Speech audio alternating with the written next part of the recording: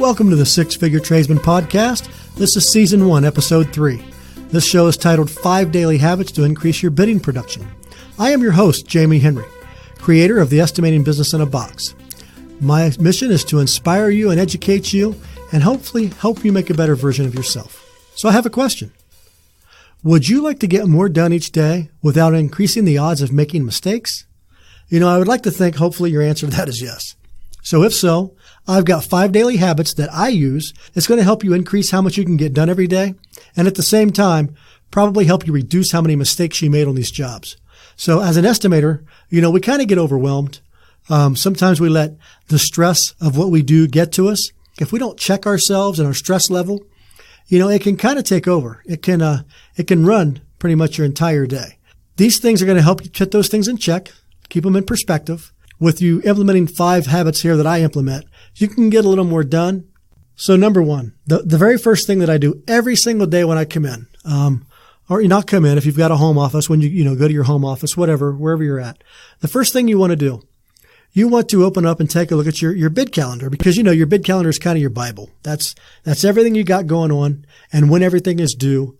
And so it kind of drives the entire engine of your business. Hopefully you don't have a bid calendar that's on a whiteboard or an Excel spreadsheet, or in a Word document, or even worst of all, written down in a notebook somewhere. Okay, with today's technology, you need to be using some kind of a digital calendar online for your bid calendar. This is where you're going to put every single project that you've got in your schedule that you've got to get done and what day it's due and at what time. Because if you're not doing that, you're going to miss something, you're going to drop the ball, and you're just going to create way too much stress on yourself. And, one of the biggest advantages to having a digital bid calendar is the fact that you can access it from anywhere. So, if you're not in your office or if you're not at home and you need to take a look at the bid calendar, you can log into wherever you host that and you can check it out. So, if you're not doing that, you really need to start doing that. And if you want to be really good at this, you need to take advantage of all the tools that are out there these days for what we do. As mechanical outsource estimators, there are many tools available today that were not available even just 5 years ago. There are people out there who have an entire suite of software, me included. I have created one of those myself, estimatorlocator.com, and it has the bid calendar. It has a place for you to store all of your digital documents for every project, your blueprints, your specifications, the addendums, the proposals, all of that needs to be kept together inside of that bid calendar section because you need access to all that when you're reviewing things. And if it's really good, like mine is, it's going to also have resources in there that can help you get better at what you do. Like maybe it'll track the past projects that you've bid, and you can keep track of that data so that you can make sure you can beat your competition in the future. So there's just a multitude of tools out there. I know there are many manufacturers who make it beyond me. So go out there and do some research and find somebody you like. And if you don't want to have all this software, that's fine. Absolutely must have the bid calendar in a digital file. So Google, you can use a Google Calendar or whatever you want. I don't care. Just use something, but make sure that calendar is digital. And then take a look at it every single day, first thing. And the reason why, if you start every single day by looking at that bid calendar, number 1, right here and now as you look at it, what you've got to do for today and tomorrow and the next day and the near future. Okay. So you can easily look and see that, and that'll remind you very quickly. But what about when you're not in front of that bid calendar? What about this evening when you get home and you start thinking about things and you can't remember what you've seen? If you look at the bid calendar every single day, first thing, and don't just look at today, look at the whole calendar for the month. Your mind over time is going to start learning a new habit. And life is all about creating new and improved habits of how we do things. So if you let your mind get a look at that calendar every single morning and everything in it, your mind will start to put itself on autopilot. The mind will start to take over to where even though you don't think you can remember and you may not be able to specifically think and you can't specifically remember what day something is due, your mind kind of knows when it is. And it remembers that. It knows all of this. Even if it can't bring it to the forefront for you to see, it's there. And so what this does, this gets into a little bit of psychology, and I'm not a psychologist and we're not going to go there. But on the psychology side of this, what happens is your mind starts to reroute its network. And it starts to say, okay, I've seen this information. I've seen it 5 days in a row. And even though I may not remember exactly, I know in the back of my mind somewhere that this is what's happening. And so I can tell you because I'm the mind that controls everything you do. I'm telling you, you need to speed up, or it might tell you, hey, we're okay. You can be comfortable. You can slow down. And you don't really understand emotionally what's happening because your mind controls your emotions. And so give your mind a chance to see what lies in front of you. Don't hide that from your mind. Let your mind's eye see it, because it can tell you when you need to speed up and when you need to slow down and relax. So every single day, the very first thing you want to do is you want to look at that calendar, all the projects in it, what day and what time, so that you know what's going on. Okay, the second thing you want to do, and this is what I do every day after I've looked at my bid calendar, you want to look for any addendums that are in any of your projects. Okay, so every project in your calendar, now you need to go to wherever you got the invite from, or wherever you downloaded the documents from, wherever the source is of this project. You need to go look for the addendums. I don't know if it's a major hosting site or directly from a GC, wherever, but you need to look for them, because if there's addendums, and here's the number one thing you're looking for, of course, changes to your project, but you're hoping that maybe a bid date got moved. Maybe there was 3 or 4 projects this week that are really stressing you out. There's a pretty good chance that one of those might get moved, because it's quite often in our world for projects to have an addendum come out and the project get extended. So the sooner you know that, the sooner you can relax. The sooner your mind can tell you, we're on autopilot here, and I know Thursday's job has gotten moved, so I'm telling you, stay busy and diligent, but relax. I can de-stress you a little bit, because that's the power of your mind knowing these things. So look for those addendums and then move them in your bid calendar if they need to be moved, and then adjust your entire schedule accordingly. Maybe this will allow you to make some more money, take on an extra project, or just relieve some stress because you had too much going on. But that's the second thing you want to do every single day. Don't skip it. So here's the third one. And the third one, I know to some people, it's going to sound crazy. Every single day, these are what I do. Okay. These are implements that I have done now for many years, and I've had to find ways that allow me to de-stress, get more done, make less mistakes, and become the best at what I do. So these are the habits that I myself implement that I'm sharing with you. And this third one, I can't stress this one enough. This is probably more important than any of the rest. Number 3 is to make yourself take a 1-hour lunch every day. I know that sounds crazy because you got a really busy schedule. You got a lot going on. Look, man, you got to decompress. You got to de-stress. If you're like me and you do everything yourself and you're just a small operation and you just want to try to keep control of everything and do it all yourself, you have got to de-stress. You can't just keep yourself running on full steam ahead, 100%, 12 hours a day, 5, 6, 7 days a week. Because I can guarantee you're going to crash and burn, but before you crash and burn, you're going to make a huge mistake for a major client somewhere along the way, and that's going to cost you a fortune. So take that hour lunch, because during that hour lunch, for anybody who knows me, they know I work out 5 days a week. Okay. I'm into fitness. I love to lift. I go to the gym every day and I lift for about 2 hours, and nutrition is just as important as lifting. So in order for your nutrition to work, it has to digest. You got to eat a good meal, and then you got to give that meal just a few minutes to be digested properly so that your body can absorb the nutrients that it needs. Your brain is a muscle, and that thing really needs a lot of nutrition when you're working it hard. So if you don't give it that hour to enjoy its lunch and to digest the nutrients that it needs, I can guarantee you're going to get less done from day to day than if you would have taken a 1-hour lunch to enjoy the meal and relax just a little bit. And if you think I'm wrong, and maybe I am, maybe you're that 1 in a million person that can actually get more done by skipping their meal and not taking any breaks. But I want you to try it. I challenge you to try it. I implore you to take the next 5 days and give yourself that 1-hour lunch every day.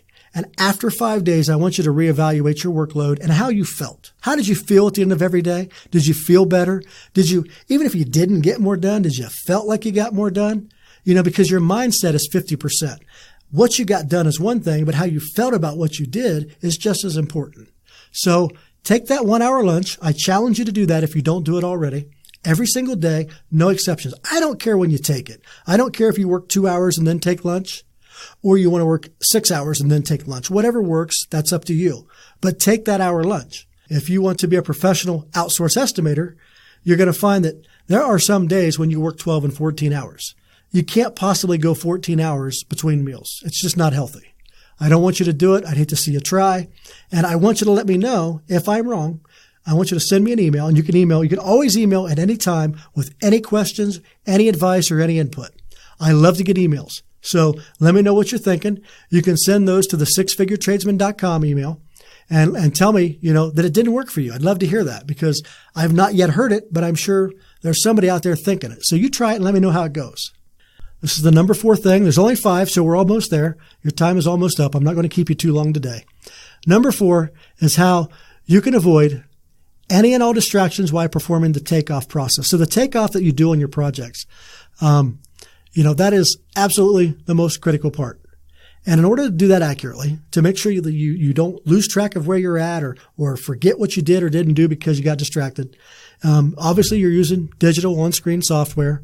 If you're not using digital on-screen takeoff software, you're doing it all wrong. Go find some. But even with that, you can't be distracted. So what you want to do, if you've got a home office, especially if you've got a home office, you need to set this office up somewhere in the home away from everybody else, and it must have a door. If you don't have a door, you can't control your distractions, unless you're in the house by yourself and there's nobody else there, then you're okay. But if you're like most people, if you've got a spouse at home or a sibling or you've got children, whatever, if you've got anybody around that can distract you, you better have a door. So you want to make sure the door is always closed and locked, and it's got a nice polite note on there, do not disturb. And of course, you're going to want to turn off your cell phone. And there isn't a phone call in the world, very few, that can't wait until you get done to pick it up and get the voicemail.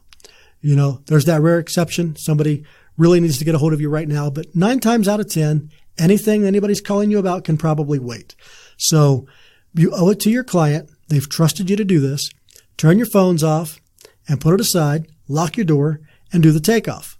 All right. And don't let yourself get distracted with any other type of media. Whether it's the radio, I suggest you don't listen to a radio. I know some people say they work better with it. If that's true, good luck. I can't do that. You're better than me. Don't be looking at your emails. Don't be looking on any social accounts. If you're on your computer, the only thing you want to have open is that digital takeoff software. Close everything else, turn off all the alerts, and go to work. That's how you're going to avoid the distractions. There's no other way. If you don't avoid the distractions and you allow them in, your mind is going to find, and it's going to program to say that that's okay. And it's not going to feel that the process of the takeoff is as important as it should be. So make sure you get rid of those distractions. Well, the last one's really simple. It's no rocket science. Number 5, I want you to plan your next day's activities before you quit for the day. So if you got a home office, before you shut down your computer and leave or before you go home, don't put it off. Don't take it to the supper table. Don't think you can do it on your commute. Don't think you'll do it tonight when you're sitting there watching TV. Before you quit, plan your next day's activities. If you've got a job bidding at 2:00 tomorrow, that's a no-brainer. You know what you're doing tomorrow at 2:00. But what about from 7 a.m. to 11? What are you doing? What are you going to fill your morning with? You should have already had the takeoff done a day or 2 before. You shouldn't be doing the takeoff on bid day. What are you going to be doing? And then after the bid's done at 1 or 2, whenever it is, what's your plan? You're just going to kick back and relax and say, oh, okay, I got another job out today. Now I can relax. If you're trying to get somewhere, if you want to be successful, it doesn't work that way. You can't just shut your mind off after the bid time and say, I'm done for the day because, that stress is gone for the day and now I need to decompress. If that's how you feel, you're not doing this right. You're not taking that hour lunch. You're not getting yourself organized. You don't have that digital bid calendar. So, put these things together. Give yourself that relief of stress that you need so that you can become a professional, one of the best, cream of the crop, getting paid big money doing this. Because that's why we're all in it. I'm not here just to as a hobby or just to make a few bucks. I'm bringing you everything I got that can help you make a fortune. So that's it. That's the 5 things. You're going to start each day by reviewing that bid calendar. You're going to look for any addendums on every project that's in that bid calendar. And then you're going to make yourself take a 1-hour lunch. You got to decompress. Come back from lunch. And when you're done, do everything you got to do to get rid of all your distractions. Lock the door, shut off the phone, and do those takeoffs of whatever projects you got in your near future. When that's done, before you go home, or not after you get home, not on the way home, if you got a home office, don't think you can do it at the supper table while you eat. Before you leave that room, plan your next day's activities. It's as simple as that. These 5 things are so small and simple and become such commonplace. Once you implement those, you're like, I can't imagine any other way without this. If you don't implement them, I can guarantee you your stress level is going to be there. And at the end of the day, you're not going to be the professional you could be. Like I say all the time, I want to make you a better version of yourself, right? So this is how I'm going to help you do that.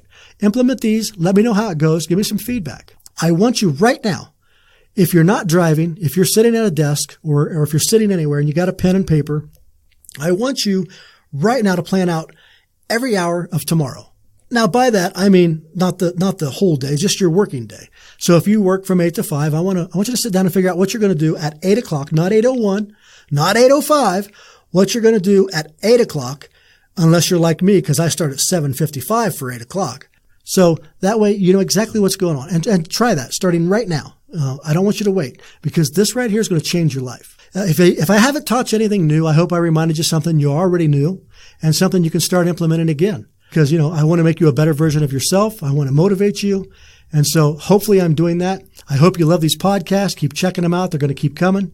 If you ever want to know how to start your own estimating business and you don't know how to get started, I have created Estimating Business in a Box, sixfiguretradesman.com. You can go buy that course, download that course. It'll teach you everything you need to know. So if you're interested in that, that's available to you. Our next episode is going to be episode 4. And in that one, I'm going to cover how ethics as an outsource estimator are so important. And I appreciate you listening. I'm Jamie Henry, creator of Estimating Business in a Box.